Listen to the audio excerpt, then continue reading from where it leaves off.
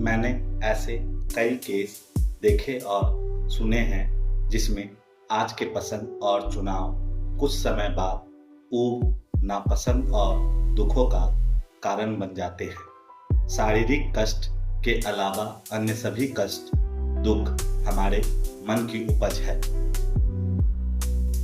शरीर मन रूपी रथ पर सवार है। मैं यहाँ मन की निंदा या प्रशंसा नहीं करने वाला, क्योंकि इसी मन के शक्ति से कोई मानव बुद्ध हो जाता है और कोई बुद्धू या पागल बन जाता है। मन तो प्राकृतिक रूप से मस्तिष्क की क्रिया शक्ति है, जो जीवंत होने का प्रतीक है। मन इंद्रियों के सहारे चलती है और हम इंद्रजीत नहीं हो सकते। इसलिए मन की समझ निजी तौर पर जीवन में क्रांति ला सकती है। एक कहानी मैंने पढ़ी है कि एक युवक के जीवन में बहुत बेचैनी थी। वो सोचता है कि मुझे कुछ चाहिए, सुख, शांति, प्रेम, सफलता, लेकिन कुछ भी टिकता नहीं। एक दिन वह युवक एक साधु से मिला और अपनी उलझन बताई।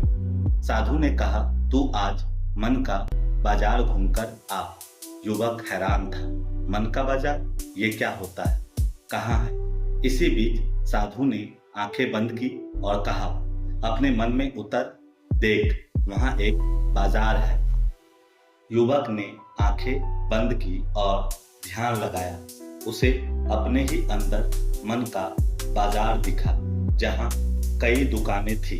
एक पर प्रेम बिक रहा था, दूसरी पर यश, तीसरी पर धन, चौथी पर भक्ति और पांचवी पर शांति। हर चीज चमकदार लग रही थी, पर जैसे ही वह एक दुकान पर जाता उसे दूसरा ज्यादा आकर्षक लगने लगता, और जैसे दूसरे पर जाता उसे तीसरा आकर्षक लगता। वो इधर उधर भाग रहा था, उसे संतोष नहीं था। ये कहानी हमारी भी है। थका हारा युवक साधु के पास वापस लौटा और बोला, मन का बाजार बहुत बड़ा है, पर वहां कुछ भी नहीं टिकता। साधु मुस्कुराकर कहा, बाजार कभी शांति नहीं देता बेटा, क्योंकि वहां सिर्फ विकल्प है, समाधान नहीं। अपने को स्वीकार करो, मन को स्थिर करो, संपूर्ण पाने और होने की इच्छा त्यागो, संतोष से आज में जीना सीखो। बुद्ध ने मन को क्षणिक कहा है, जो हर क्षण बदलता है। अभी वह घर में है, अगले ही क्षण आकाश में। रेनी डेस्कार्ट ने कहा है, I think therefore I am.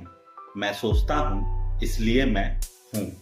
Kabir ने मन के बारे में कहा है कि मनवा तो पंछी भया, उड़ी के चला आकाश।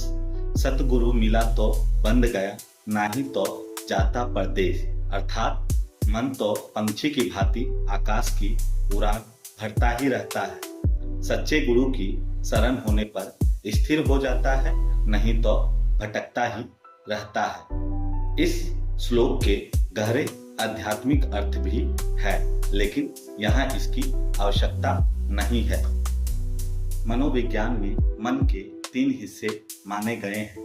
एक चेतन मन, कॉन्शियस माइंड।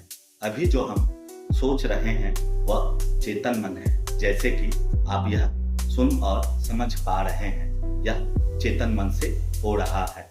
2 अवचेतन मन, सब कॉन्शियस माइंड, जो आदतें हमें चलाती है या जिन आदतों को हमने स्टोर किए हैं उन्हें अवचेतन मन कहते हैं। जैसे बिना देखे पासवर्ड टाइप करना, गाना सुनकर आगे की लाइन गुनगुनाने लगना, यह अवचेतन मन से होता है।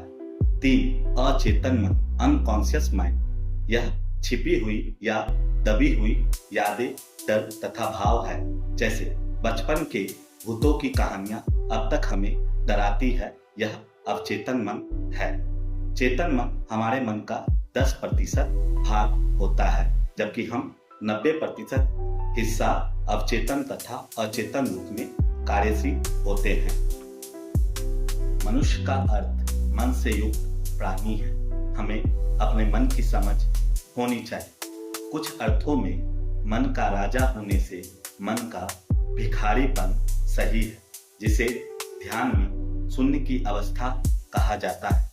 तब खाली मन शैतान का घर ना होकर आनंद का घर होता है। हमें क्या चाहिए क्या नहीं पता नहीं। जो मिलता है उससे हम ऊब जाते हैं, जो नहीं मिलता उसका हमें अफसोस होता है, जो पाया है उसे खोने का डर। इन सभी विचारों में ही मन उलझा रहता है। मन के इसी रवैये के कारण ध्यान खोजे गए और केवल ध्यान और ज्ञान ही मन के नियंत्रण के उपाय हो सकते हैं।